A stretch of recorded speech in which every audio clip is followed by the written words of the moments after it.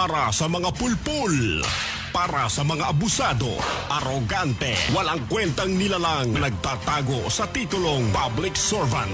Empleyado ng gobyerno o politiko at kahit sino ka pa, yan ang tunog na lalatay sa'yo. Walang sisinuhin, walang sasantuhin.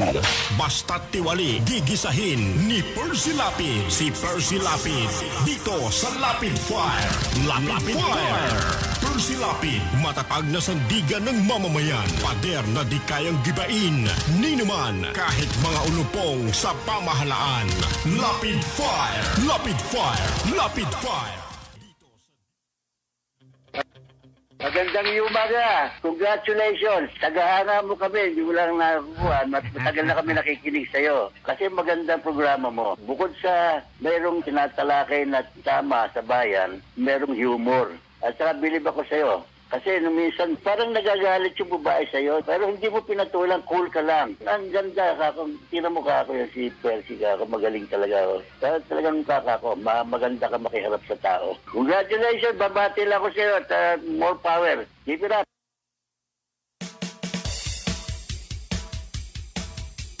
Percy Lapid Fire! Percy Lapid Fire!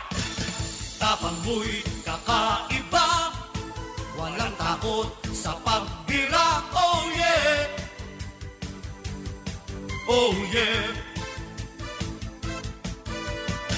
Kapag mayroong anomalya, ibubulgar na talaga. Oh yeah! Oh yeah! Mga kurap sa gobyerno, ibibisto ng walang preno, maging ikaw man ay politiko. Artista man o kahit sino, pasasabukin ang baho mo. Sa Lapid Fire, walang sinisino. Percy Lapid Fire! Makapal man ang iyong mukha, sa Lapid Fire di uubra. Oh yeah! Oh yeah! Kahit pader, ginigiba, basta't mali, ginabangga. Oh yeah! Oh yeah!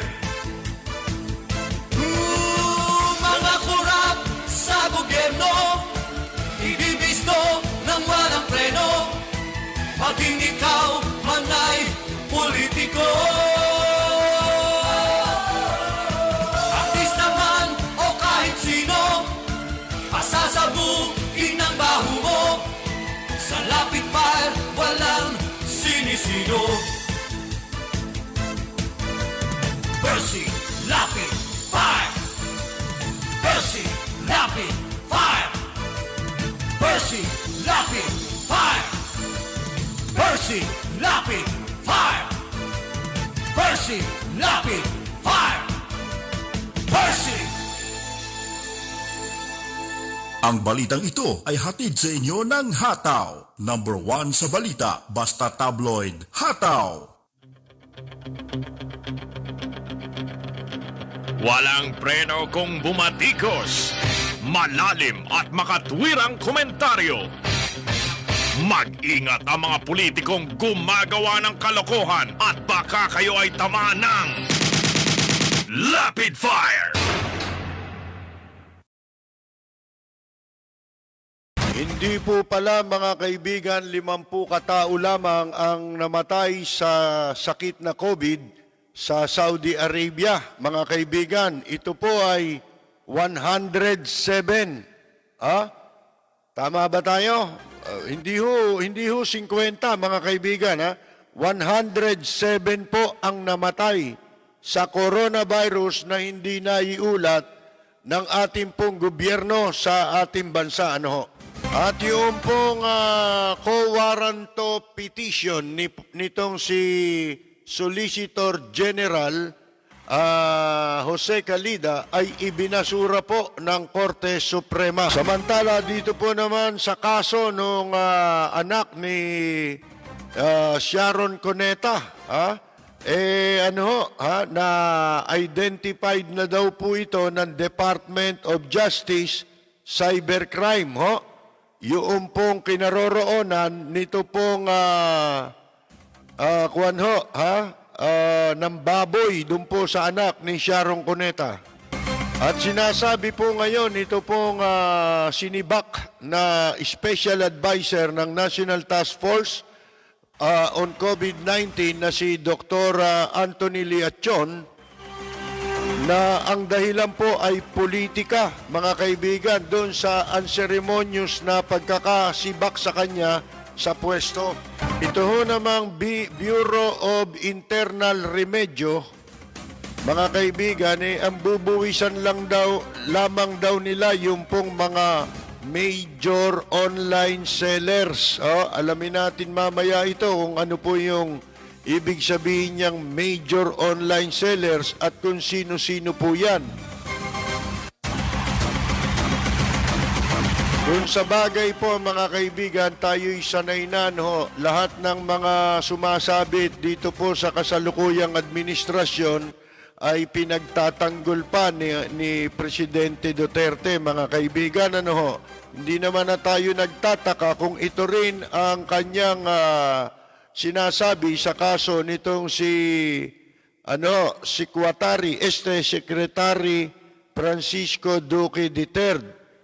Bukod pa ho sa sabit ito, mga kaibigan, kaibigan daw pala, BFF ni Presidente Duterte, yun daw kapatid na abogado nitong si Duque. Si Duque na BFF din naman ni Roque. Magandang title yun, Pwede sila magkaroon ng show sa TV. Pagka nagkataong nasakmal na yung ABS-CBN.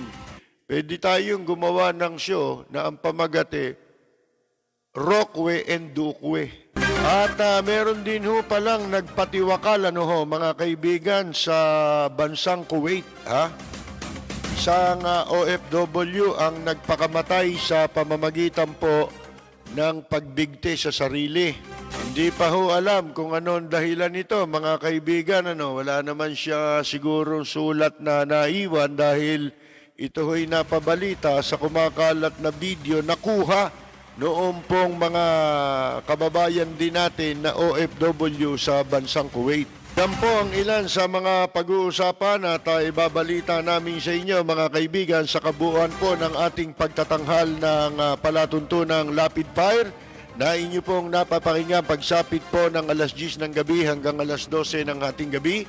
Dito po sa Liberty Radio. Tayo po ay live streaming sa FB at sa gawing kanan po sa mga nanonood sa atin ng ating live stream sa FB, meron po tayong chatroom. Maaari kayong mag-type ng mga reaksyon ating pong babasahin sa kabuuan ng ating pagtatanghal. At pinagpapauna na natin, mamaya din babanggitin natin to. Siyempre, maging civilized tayong mga tao kasi tayo itong ating palatuntunan humihimok sa ating mga kapwa na gumagamit po ng tinatawag na social media, na maging responsable tayo sa paggamit at hindi natin pwedeng tularan yung pong mga salot na ating pong pinagbababanatan sa maling paggamit nila ng social media. Kaya dapat po maging sibilisado tayo kumpara sa kanila.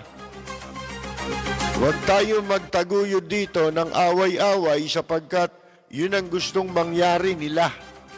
Yun tayo'y mismo'y dito magka-away-away tayo, magka-kontra-kontra tayo para hindi magkaisa ang mga Pilipino. Ganun yun Mas gusto ho yun ng mga, lalo na ng mga, yung mga tuta ng China dito sa Pilipinas at ng China. Meron pa nga akong napanood na video kanina, mga OFW nakasakay yata sa barko, na nandoon sa China. Ang hindi na yata lumalamon, mga kaibigan. At ang iniinom pa yatang tubig, may kalawang.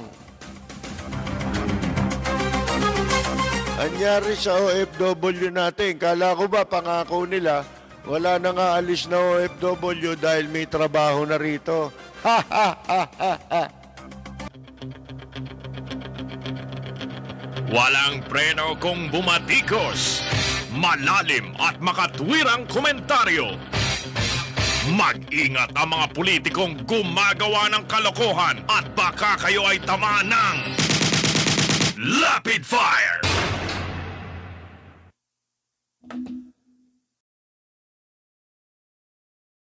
Bueno, mga kaibigan, eto nga ho, merong hindi pa identify dito, pero kanina ay napanood natin yung video, may nagpadala sa atin, siguro OFW rin, sa Middle East, mga kaibigan, na may isang Pilipino, habang nagbibideo ito, ang natuklasang nakasabit sa kisame. Mga kaibigan, nakasabit yung leeg. Dahil sa ito'y nagpatiwakal. Pero wala namang detalye kung sino itong Pilipinong ito. May binabanggit na pangalan, pero first name lang Ang daming ganong pangalan di ba? At hindi rin ho lalo alam at walang detalye kung itong OFW na ito ay o ang naging sanhi ng pagpapakamatay nitong OFW na ito ay anong dahilan? Yun, wala ho yun. Yung detalye tungkol doon. Siguro naman, kahit papano, hindi man ho yan ibalita ng mga tamad, mga inutil, mga walang silbi, na mga opisyal sa ating mga embahada at mga konsulada sa Middle East, mga kaibigan, lalabas at lalabas din yan kung sino yan, taong yan, yung OFW na yan. At kung ano ang naging dahilan ng kanyang pagpapakamatay. Ngayon, ito ho, isang ulat ang nabasa natin, ito'y periodiko dun sa Saudi Arabia mismo. Sinasabi ho dito na 107, 107 ang OFW, Overseas Filipino Workers, ang namatay dahil po sa COVID-19 at kilala rin sa sakit na China virus, mga kaibigan, sa Saudi Arabia po. At sila ay ililibing doon sa Saudi Arabia. Sabi ko nga sa inyo hindi lang tayo nag-uusisa doon sa kakilala natin na yung kapatid namatay din sa Saudi Arabia. Kamakailan lang ito. Ito lang buwan na ito kilala natin yung tao doon sa Saudi at hindi rin maiuwi yung bangkay niya. Kasama siya sa 353 Pilipino sa Saudi Arabia ang hindi madispatcha yung kanilang mga labi o bangkay na dito sa 353, 107 po dito ang namatay sa coronavirus. Bakit ho natin ine-emphasize itong number nung namatay at nung namatay din sa COVID? Sapagkat ang ulat po nitong nitong gobyerno, unang nagsalita dyan, itong si Bello, di ba? Ng Department of Lagay and Extortion, Dole. Ang sabi niya ho, 50 doon sa mga ang namatay na Pilipino sa Saudi Arabia na nandun yung bangkay ngayon, na ang kinamatay nila China virus, mga kaibigan. Sinasabi po sa report ng pahayagan na lumabas sa Saudi Arabia, hindi ho 50, 107. At kaya natin ine-emphasize yan, para yan ang ebidensya mismo, isa sa mga ebidensya sa mga na tumutugma sa mga pahayag na ginawa ni Dr. Tony Liachon. Yung pong unceremoniously ay sinibak nila sa pwesto sa IATF bilang special advisor, mga kaibigan. Ngayon, ang sabi po sa balitang ito, 353, yung pong patay, at 107 o 107 ay sa coronavirus. Samantala, yung 246 naman na hindi namatay sa sakit na coronavirus. O 207 ang hindi ibang dahilan ng ikinamatay. Mga kaibigan, ang sabi nitong ambasador nating inutil at hindi maaasahan, ewan natin, tinan mo, sa panahon nila Marcos, si Bakyan. Diba? Alam na alam mo na eh. Kung sa panahon tayo nila Marcos, nila Cory, lalahatin ko na. Maliban dito sa kasalukuyang administrasyon, isama na natin yung mandarambong na si Erap, mga kaibigan. Tanggal na sa pwesto yung mga yan. Hindi ba? Hindi lang yan. Lahat ng nasa gobyerno, pwede mo na sibakin eh. Dahil sa nangyaring ito sa pandemic, mga kaibigan, base sa mga isiniwalat, ibinulgar, nitong si Dr. Liachon. Ang sabi ba naman itong ambasador, ngayon niya na lang sinasabi ito, paano nagsalita yung hari, hindi ba? At pinagsabihan ang ating gobyerno. Hoy, ito katumbas eh. Hoy, kayo, iuwi nyo na yung mga bangkay ng kababayan ninyo sa Pilipinas. Di ba? Baka bumaho kami rito sa Saudi Arabia. Huwag kayong gumawa ng tusino rito. Kung may bala kayong gawin tusino, itong mga Pilipinong kababayan ninyo. Talagang wala kayong kwentang tao na mga nasa gobyerno. Lahat na lang ng magiging paghamak sa mga Pilipino. Kaya tayo tinatrato na parang mga animal sa ibang bansa. Yan po ay dahil nakikita mismo ng mga gobyerno, yung mga host country na nagpapapasok ng OFW, mga kaibigan. Nakikita nila mismo kung paano ang pagtratong ginagawa ng ating gobyerno. Doon pa lang sa mga bansa na kinaroroonan ng ating mga OFW, ramdam na nila. Ano yung mga yon?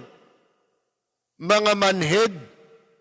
Para hindi nila malaman kung anong kagaguhan, anong klaseng kagaguhan ang ginagawang pagtrato ng mga nakatalaga sa ating mga embahada at mga konsulada sa ibang bansa.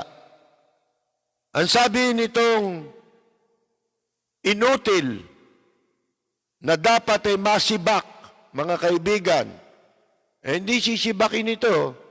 Gumagawa ng katarantaduan eh.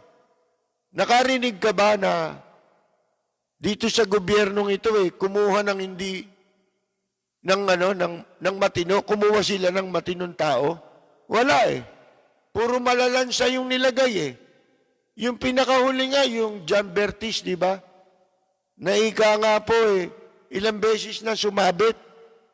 Yung recruiter na nagwala ron yung party list, representative na nagwala sa airport. Akalain mo ibinalik binigyan ng pwesto sa gobyerno. Magtaka tayo pag nakapag-appoint sila ng matinong tao sa gobyerno. Oh, ayan na naman. Meron na naman silang in-appoint. Mga kaibigan, hindi naman doktor, pinamahala na naman sa COVID. Inatasan daw niya, mga kaibigan, ni Presidente Duterte, ito si Roy Simato, in general. Problem sa DNR ito di ba? Oh. Dati itong Sipsip of Istap ng Armed Forces of the Philippines mga kaibigan So ngayon, ito po ay itinalaga na naman overseeing daw yung COVID pandemic doon sa Cebu. Ano gagawin niya? Doktor ba yan? Ang dami nga nagtatanong Bakit nyo nilagay yan? Ano bang nalalaman niya sa sakit? Doktor ba yan? Sagot ko na lang, hindi ho yan doktor. Pero yan, marami ng dinoktor. Walang preno kung bumatikos. Malalim at makatwirang komentaryo. Mag-ingat ang mga politikong gumagawa ng kalokohan at baka kayo ay tamaan ng Lapid Fire! At sa pagkakaalam nga nating lahat, mga kaibigan, binibigyan lamang ang Pilipinas ng 72 oras, 72 hours para ilikas mula doon sa Saudi Arabia lahat ng bangkay na Pilipino at ibalik dito sa Pilipinas. Otherwise, doon na malilibing itong mga taong ito na hindi alam ng pamilya nila kung kasama doon yung kanilang mahal sa buhay na nagpunta sa Middle East para magtrabaho. Mga kaibigan, wala nakakaalam Kung hindi nagalit yung hari, hindi natin malalaman na may kababayan tayong sandamakmak palang bangkay doon. O ngayon, sabi nitong walang kakwenta-kwenta na ambasador natin sa Saudi Arabia, ano raw, itong IATF natin, o dito sa atin, hindi naman atin ito dito sa atin, nagsalita na yun daw may mga sakit na corona nang ikinamatay coronavirus o related sa corona, kailangan daw doon na ilibing sa Saudi Arabia. Sabi pa nitong si Alonto, inaatasan ng Saudi authorities ng gobyerno, sila, na yung mga labi na namatay sa corona, yun pala yun, yung ilibing na ron. Karamihan doon, hindi naman daw coronavirus ang ikinamatay. Dahilan daw sa natural causes. Nakapagtataka naman, paano dumami ng ganyang karami patay doon? Kailan pa namatayan? Bakit hindi sinasabi nitong damuhong ito na ambassador doon? At saka nitong mga government officials dito, especially ang Department of Lagay and Extortion, at saka itong mga attached agency niyan, at ang Department of Foreign Affairs. Bakit wala silang sinasabi, mga kaibigan, na detalye?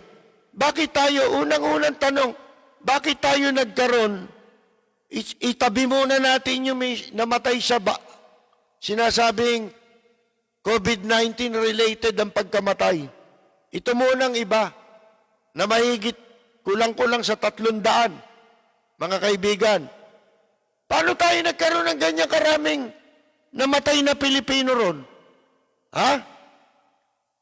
At ano ang dahilan ng kanilang mga ikinamatay At simula kailan? Bakit walang ganon? Anak ka ng mga kaibigan, oh. Anak ka ng pu. Anak ka ng pu. Anak ka ng pu. Ayan ho eh. Talagang magagaya tayo kay Lea Salonga, mapapamura ka talaga eh.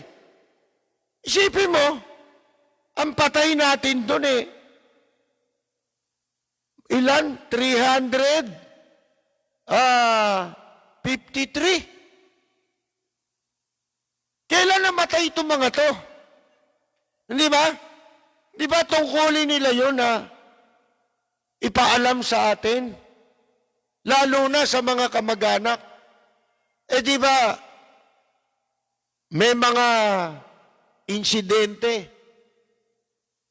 Ito nga eh, para lang masabing may ginagawa yung mga yan, yung ating mga kinatawan dun sa embassy, tsaka sa consulate, pag kami namamatay, kunyari may ginagawa sila. Isa lang yun, ha? Eh, mantakin mo ito, ilan ito? 350 mahigit. Itong patay na ito. Ha? Kung hindi pa ho nagsalita yung hari, hindi natin malalaman. At ni yung pamilya, hindi alam siguro nito, di ba? Isipin ninyo yan. Kailan ito namatay? Yun ang importante. At ano kinamatay? Eh, alam naman ninyo, baka ikinamatay niyan eh, yung hindi related sa corona, na mahigit 200, baka ang ikinamatay niyan na inip. Ha? Nangawit sa kakahintay sa pangako ni Presidente Duterte na after 3 years, eh, hindi na sila, aalis ng bansa. Ha? At dito, marami ng trabaho. Di ba? Yan ang pinagyayabang. Nainip siguro dun eh. Nangawit eh. Kasi tuwing magsasalita, puro daldal lang eh. Wala naman nagkatotoo sa sinabi eh. Ni isa. Galit ako sa corruption. I hate drugs. Natigil ba lahat yan? Mga kaibigan. Nabawasan ba? Bay lalong lumala eh. Kita ninyo nga, ito na, meron ng pandemic, nagagawa pa yung, nawawala pa yung mga pera. Mantakin ninyo yan. Oh, yung walang pandemic, dumami yung corruption dito. Mga kaibigan, imposible lang makabangon eh. Yung natitirang 3 taon, isipin mo, imposible na rin magamot pa yan, yung corruption na lang. Alam niyo kung bakit? Matagal ko nang sinasabi. Ang pinakapangunahing problema, na lahat ng problema, pwede mong malutas. Kung yung pangunahing problema, ang una mong lulutasin. Ano yun? Corruption. Yan droga, susunod yan eh. Pagka nalipol mo yung corruption dito, eh paano mong malilipol ang corruption dito? Hindi pa naiimbestigahan, absuelto na. Kiniklear na. Ba, hindi totoohan niya yan. Siya lang nagsasabi nun, mga kaibigan. Samantalang ako, tanda ko sa panahon ni Marcos, kahit gano'n ha, inaakusahan si Marcos ng kung ano-anong katiwalian. Ako, tanda ko. Pagka noon na-expose ka sa corruption, na-dyaryo ka tungkol sa corruption, ha, mga kaibigan, buntot mo, hila mo kay Marcos.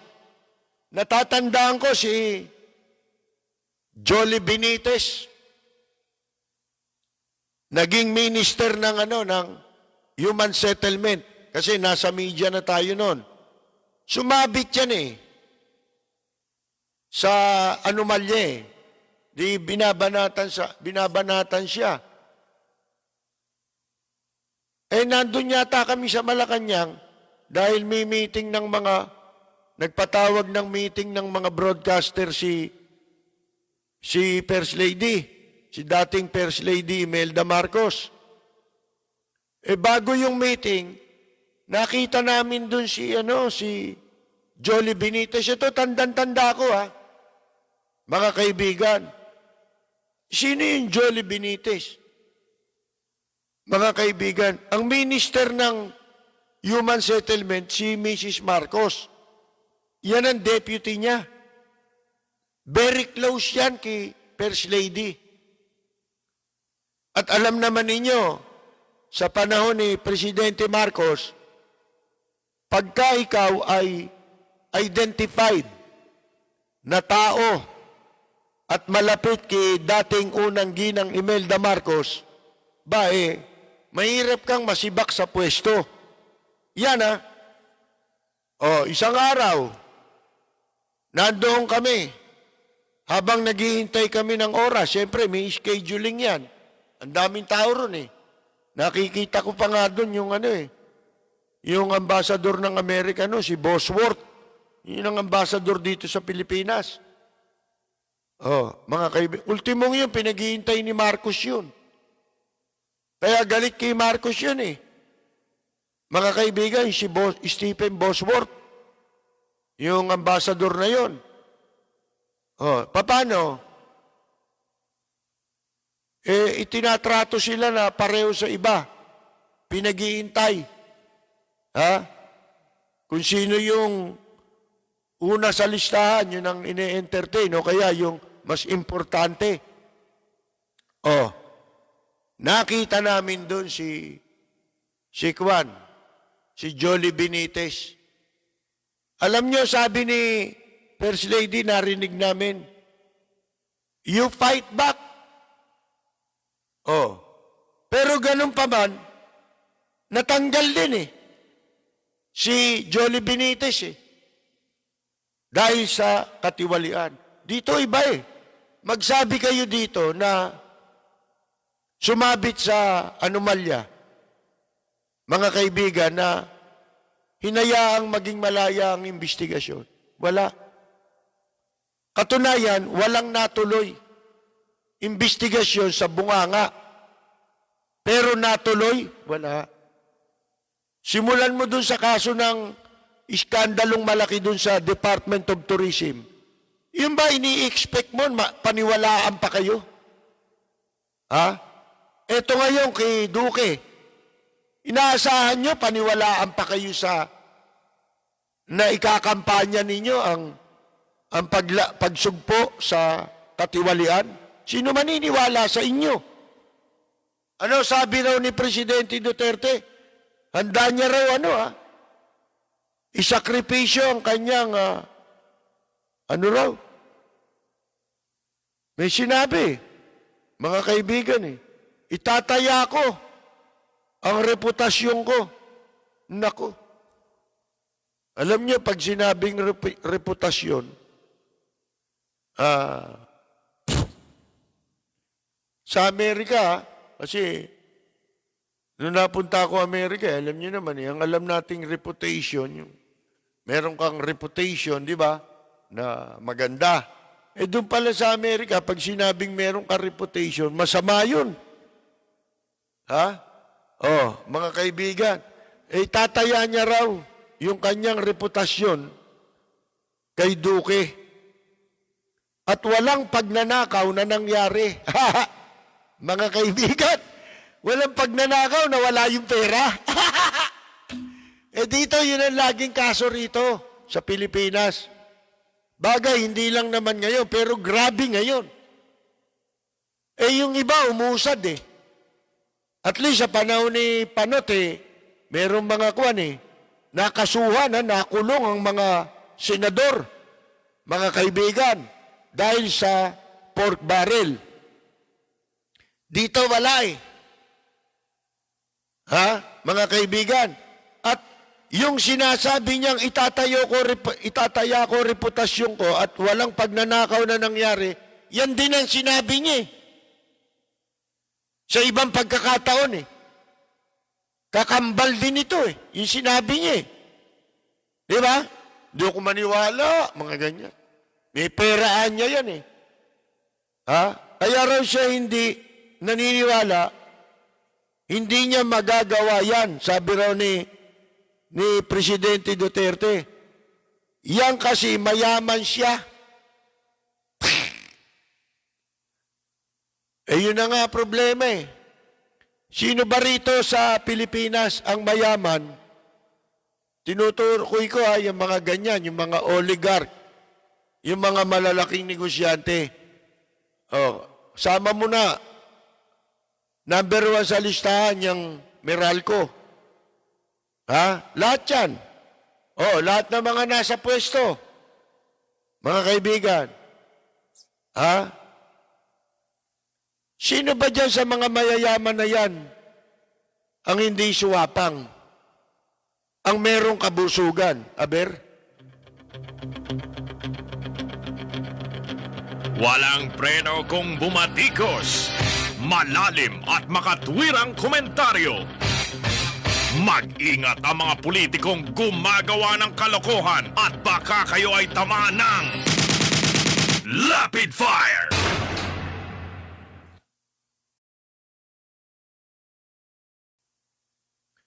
Eto mga kaibigan ha, balikan natin yung mga OFW, kawawa naman itong mga taong ito. Sama na natin yung isang nagpatiwakal sa Kuwait. Kaya natin ito pinag-uusapan. Walang balita eh. Bakit dumami? Halimbawa, pagpalagay mo, itong bilang na ito, marami dito namatay natural cause of death.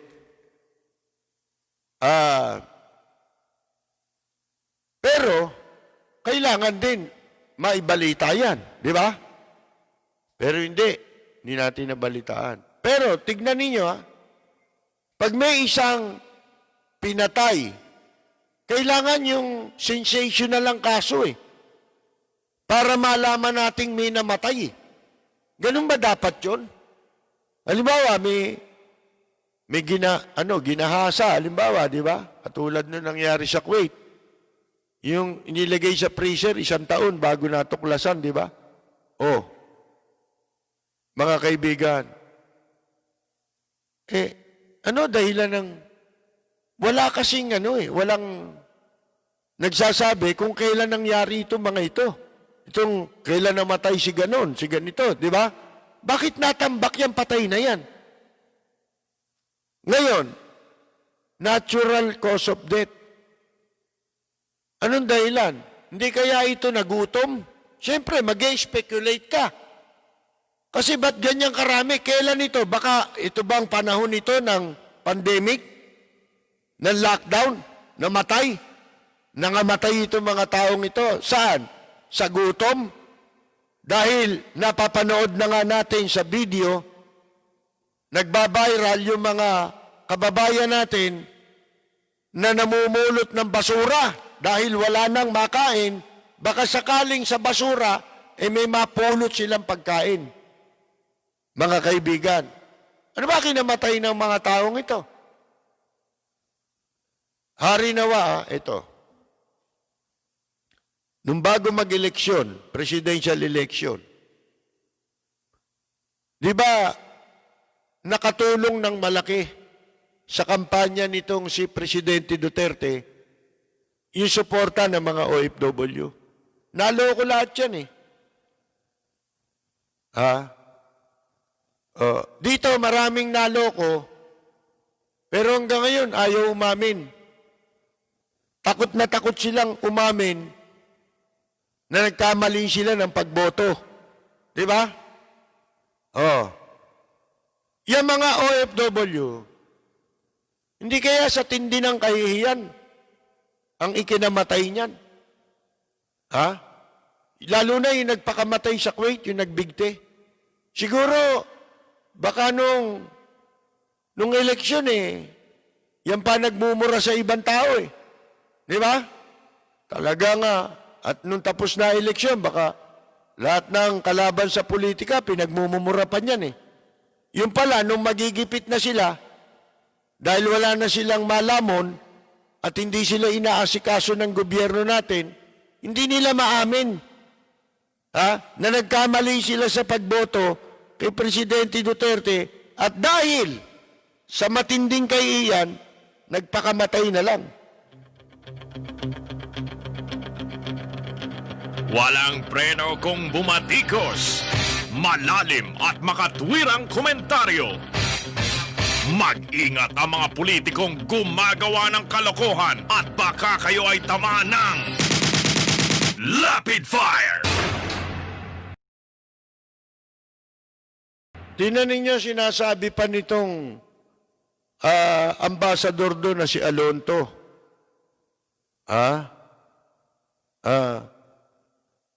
Ano daw, matagal daw ang proseso sa pagpapabalik dito ng mga labi ng mga Pilipinong namatay na hindi naman sa sakit na COVID-19 dahil sa 3 months lockdown.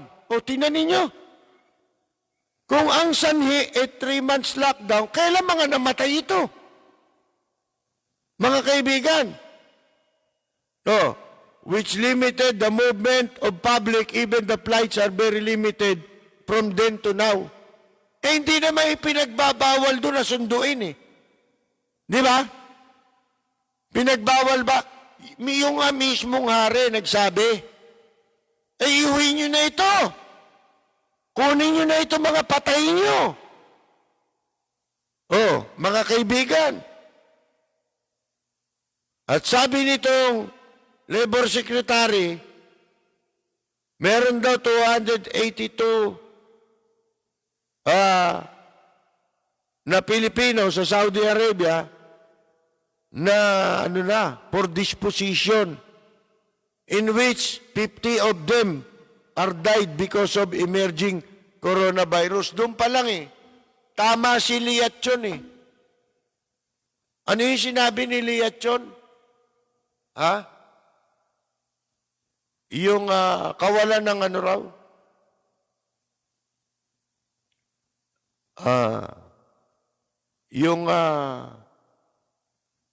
Yung sense of walang sense of urgency, mga kaibigan.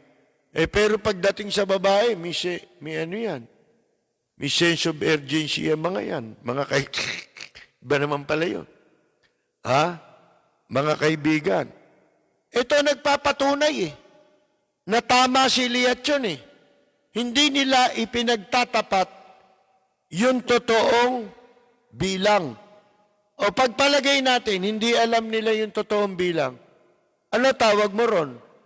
Di ba dereliction of duty yun? Hindi mo ginagampanan ang trabaho mo, kaya hindi mo alam yung eksaktong bilang. I-report mo 50. Isa pa itong si Bello, ang dami ng sabit niyan, di ba? Kabago-bago pa lang ng administrasyon. Sumabit agad dyan yung uso ngayon sa Facebook, yung TikTok ba yun? Ito sumabit sa TikTok mga kaibigan di ba? ID. Yung printing ng ID at saka yung sinasabing ine-extort niya yung mga recruitment agency. Walang preno kung bumatikos. Malalim at makatwirang komentaryo. Mag-ingat ang mga politikong gumagawa ng kalokohan at baka kayo ay tamaan ng Rapid Fire!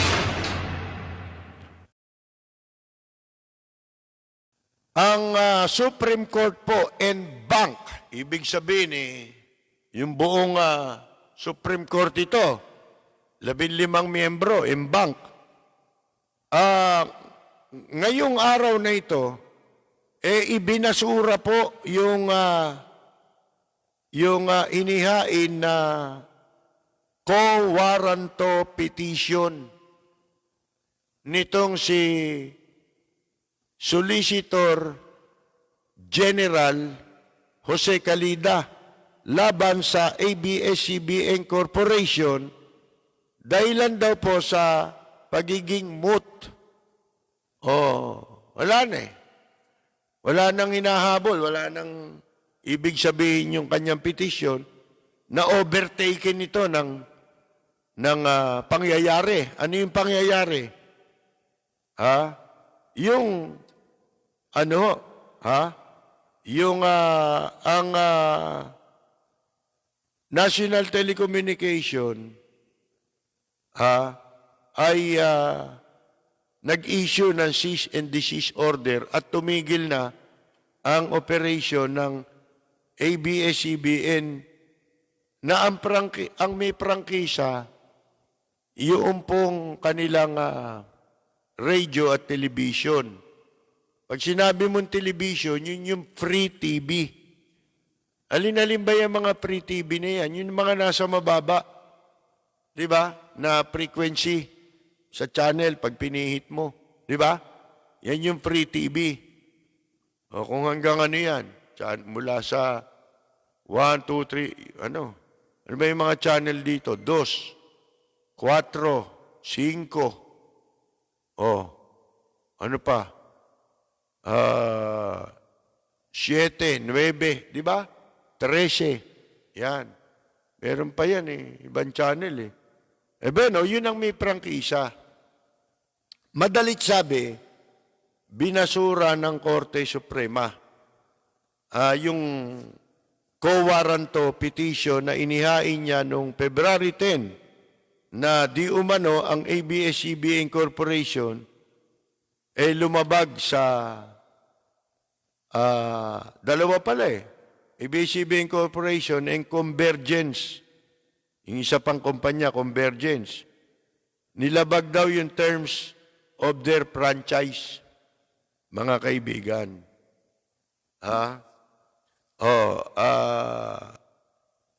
Pero yung isang kaso, yung petition for temporary restraining order, TRO, or the total voiding of the NTC cease and desist order, pagpapawalang bisa sa inilabas na cease and desist order ng NTC, which is handled by a different justice in charge, meaning that the shutdown is still in effect. Siyempre, balita na to ngayon. Bukas lalabas ito sa periodiko. Kanina pa lang kumakalat na yan sa social media yung decision ng Korte Suprema. Sa news hindi yung decision per se, kundi yung isinulat na sa news, sa pamamagitan ng news, pero nandun yung mga caption. Katulad nitong binabasa natin ngayon. Siyempre, yung mga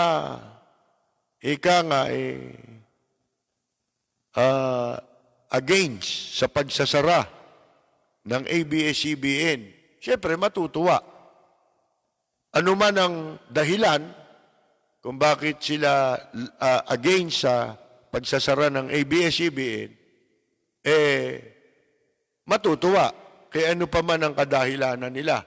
Halimbawa, artista ka, siyempre matutuwa ka ron. Kasi apektado ka mawawalan ka ng trabaho. O kaya, mga empleyado, ganyan, di ba? Maraming dahilan. At ang publiko, lalo-lalo na hindi naniniwala na may paglabag sa prangkisa itong ABS-CBN. Di ba? Bakit hindi maniniwala ang publiko? Bakit merong hindi naniniwala? Yung iba naman kasi, kunyari naniniwala, hindi naman pala naiintindihan. Yan ang hirap dito sa Pilipinas. Merong pabor na isara ABS-CBN, nakikisigawan, dami. Maingay yan, pero konti lang yan. Pero tanungin mo, ano dahilan? Hindi nila alam. Kasi hindi nila naiintindihan yung franchise. Yung batas tungkol sa franchise. Basta lang, kung ano yung masagap nila sinabi ni ganon, akala nila, yun na yung ibig sabihin na totoo. Ha? Pero alam nila, gusto lang nila ipasara yan. Kasi galit si Tatay Digong. Di ba? Pag galit si Tatay Digong, parang mga asong ano yan. Tatahulan ka niyan. Ha? Yun yan eh. Mga kaibigan, troll eh. Ngayon, dito ho, siyempre matutuwa ka. Pero, tandaan nyo, may naiwang kaso. Ha? Ano ibig natin sabihin dito? Para sa akin, wag muna kayong matuwa sa mga natuwa. Kasi hindi ganyan gumagalaw ang Korte Suprema. Ang Korte Suprema, very controversial itong isyong ito, mainit na kaso ito, itong ABS-CBN, ang matatalinong opinion dyan, at maging sila, tanungin mo yung mga yan, wala namang violation sa franchise. Maliban kung maggagawa sila ng ruling, iaayon nila. Siyempre, yung ruling nila, alam niyo na, ilan ba yung? Bilangin niyo nga ang appointee ng kasalukuyang administrasyon. Overwhelming majority niyang justices sa Korte Suprema appointed eh.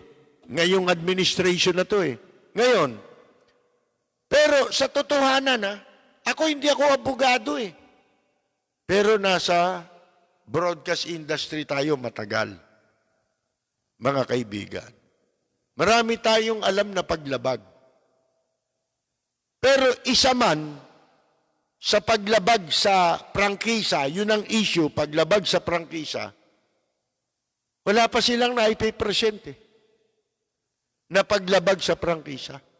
Wala. Anong rules sa prangkisa o mga batas na nakapaloob sa franchise law ang nilabag? Di ba wala? Kaya ang naririnig natin sa investigasyon ng Kongreso,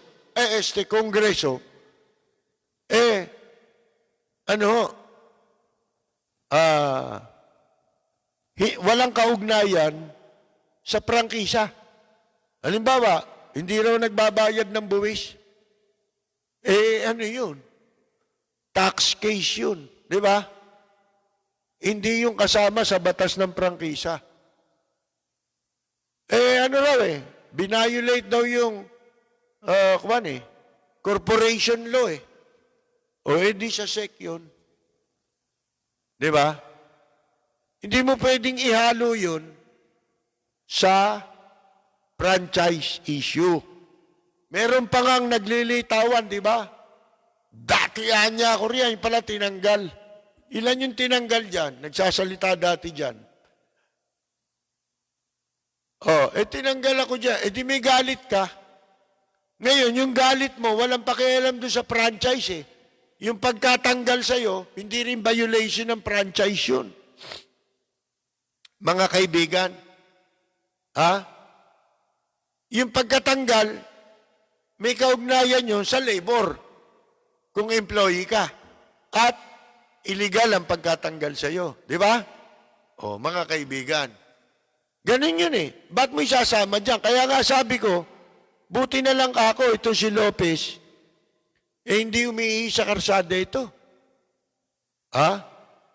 Kasi kung ito, nablatter ito sa polis, hinuli siya kasi, sinita siya kasi, umiihi siya sa karsada, bawal kasi umiihi sa karsada, di ba? Kung nagkataon pala, pati yung gagamitin nilang sa investigasyon para dun sa prangkisa. Di ba? Ibig sabihin, walang kaugnayan. Pero, tandaan ninyo, hindi ganyan maglaro ang Korte Suprema. Bibigyan ko kayo ng example. May naiiwang kaso pa eh. Nakakatiyak ba kayo na pati yun eh, hindi papaboran ng Korte Suprema? Huwag kayong mabilis umasa. Alam nyo, dito sa panahon natin ngayon, Ang Pag-asa rito, nasa Quezon City lang. Pero sa Korte Suprema, wala. Hindi kayo nakakasiguro.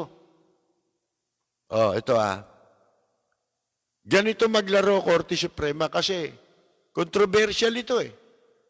O sino ba nagsabing haharangin ng prangkisa ng ABS-CBN? Di ba si Presidente Duterte mismo? Kahit ilang beses siyang tinanong, sinabi niya yan, na ako mismo haharang dyan. Kaya, ang daming nagsisipsip sa Kongreso, sa kanya, para makapagpakita ng katapatan sa kanya. Yung bang pagsisipsip na yon hindi magagawa ng mga maestrado ng Korte Suprema? Yun ang tanong ko sa inyo. Kung may nagsisipsip sa Kongreso, wala namang utang na loob kay Presidente Duterte, paano itong mga may utang na loob na na-appoint sa Korte Suprema? Hindi ba yan magpapakita ng katapatan bilang pagtanaw ng utang na loob doon sa pagkaka-appoint sa kanila sa Korte Suprema? Totally ba? Maaasahan ba natin na hindi maaapektuhan yung kanilang desisyon sa utang na loob? Yan ang tanong ko. Kaya kayo, hindi basta-bastang magtatatalo na kayo, nanalo. Diyan sa unang kaso. Walang preno kung bumatikos. Malalim at makatwirang komentaryo. Mag-ingat ang mga politikong gumagawa ng kalokohan at baka kayo ay tamaan ng Lapid Fire! Bibigyan ko kayo ng halimbawa. Kaya hindi ako ganap na may tiwala dyan sa Korte Suprema. Hindi naman sa marami na hong pagkakataon kasi. Halimbawa, di ba si Sereno, tinanggal nila dyan sa Korte Suprema? Nandyan pa yung mga bumoto labang kay Sereno, di ba? Para mapatalsik sa pwesto. Ano ginamit? Co-warranto rin nagtataka nga ako dito kay Kalida, nag-aaral ng batas, di ba? Bakit ang alam lang nito, co-warranto? Wala na bang iba? Hindi ka ba nagsasawa dyan? Masyado mo nang ginasgas yung co-warranto na yan. Kung makapagsasalita lang yung co-warranto, baka murahin ka niyan Masyado mo kaming inaabuso Ginagamit mo na kami. Ginagahasa mo na kami. Baka sabihin niya yan, di ba? Ni co-warranto, mga kaibigan. Nagtataka ko, yan lang ba napag-aralan niya sa batas, co-warranto? Di ba kayo nahihiya? Gasgas na gasgas? Tingin ko mukhang napahiya yung Korte Suprema sa co-warranto. Di ba yan yung sinasabi na, wala ka na ba ibang alam na kaso? Na ikakaso, kundi co-warranto, co-warranto. Wala bang co-warrantin? Co-warrantin ngayon di ba? Pero may issue sa kanya, co-warranto. Ano ba yun? Sa iba. Mga kaibigan, ngayon, eto panahon ni Erap, may kaso si Erap dyan Di ba? Yung disqualification case, natatandaan ninyo. Nung tumakbo siyang mayor sa Maynila, ibiniti ng Supreme Court yun. Bakit? Nag-antay Alam nyo, yan yung mga masasamang batas na nagawa ng Korte Suprema sa kaso ni Erap. Nung panahon na si Erap, pinailan ng disqualification case sapagkat hindi na siya eligible na tumakbo sa kahit anong pwesto Bakit? Convicted siya of a crime involving moral turpitude. Sa batas, pag ikaw ay nahatulan sa anumang kaso na merong kinalaman sa tinatawag na moral turpitude. Na merong hatol na 1 taon pataas na pagkabilanggo. Nawawala na sa iyo, automatic. Ang karapatan mo, inaalis na sa iyo ang karapatan mo. Ano yun? Accessory penalty yun, na hindi ka na pwedeng kumandidato. Mga kaibigan, convicted plunderer si Erap, di ba? Ngayon, nung nakapending yung kaso, 2013 election yan, 2013 election, akalain ninyo, biniti ng Korte Suprema kahit merong urgency yung kaso. Bakit? Mag-i-eleksyon eh. Di ba? Bakit mo ibibiti ng desisyon dyan? Di magkakalechi-lechi yan. Matatapos ang eleksyon. Tsaka mo lang ilalabas ang pasya. Lalo na, pumabor pa kay Erap ang pasya. Eto yan.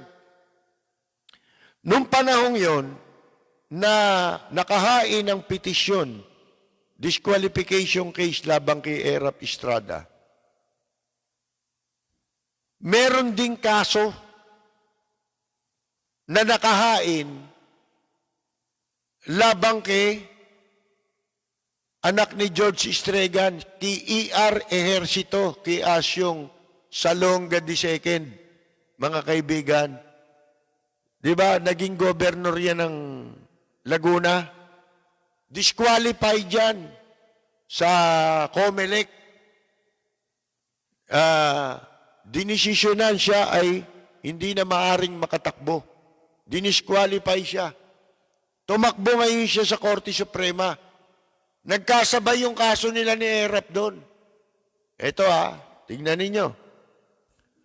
Ano ginawa ng Korte Suprema?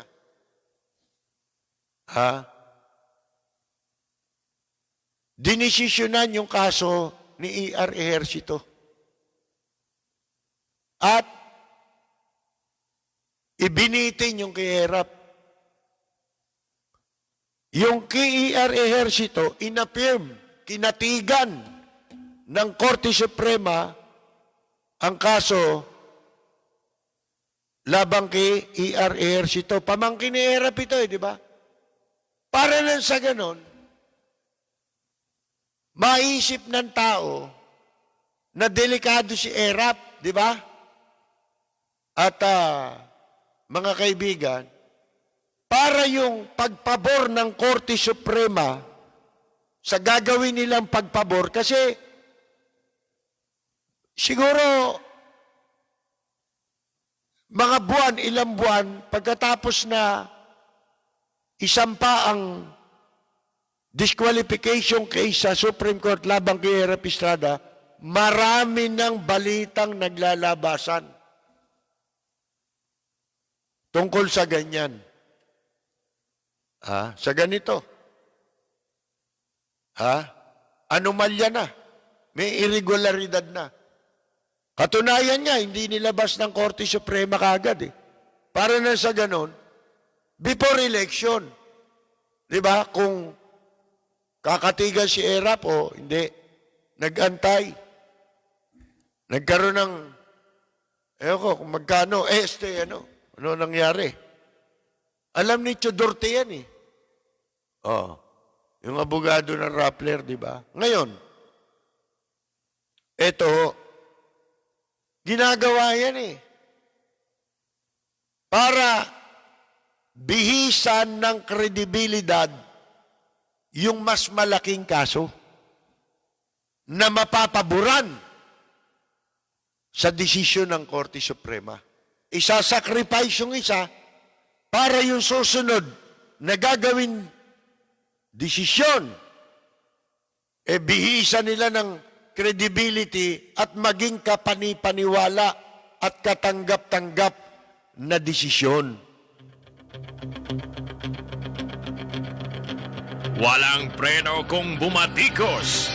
Malalim at makatwirang komentaryo. Mag-ingat ang mga politikong gumagawa ng kalokohan at baka kayo ay tamaan ng Lapid Fire! Ito sabi nung isang sumusubaybay sa atin, si Al Angeles o Ali Angeles. Sabi niya, palit ulo daw yung ganon. Yun ang termino yata ngayon ng mga ngayon. Yung tawag nila sa ganon, palit ulo. Pero, yung mga kaedad natin, hindi naman naintindihan niyan palit ulo na yan Di ba? Kasi masanay tayo na ipapaliwanag yan. Na mas maliwanag. Para maging credible yung isa nilang gagawing isang desisyon na kahindik-hindik. Para maging kapanipaniwala yun, gagawa muna sila ng kumot na ipantatakip nila ron. Yun mga kaibigan So, wag muna tayo magsaya. Kasi in the end pagka napagsabihan niya mga yan, sino ang kokontra dyan? Di ba? Bakit? Pagka ba sila sinabihan in public ba gagawin yun? Siyempre, sikreto yun. Di ba? Ilan lang sila nakakaalam doon. Ganun yun mga kaibigan So, marami pang pwede mangyari dyan. Pero, ang mga palatandaan lang, siyempre, nung una pa, sinasabi na, haharangin. Against siya sa renewal. Sino nagsabi nun? Si Presidente Duterte mismo. Walang preno kung bumatikos. Malalim at makatwirang komentaryo. Mag-ingat ang mga politikong gumagawa ng kalokohan at baka kayo ay tamaan ng Lapid Fire!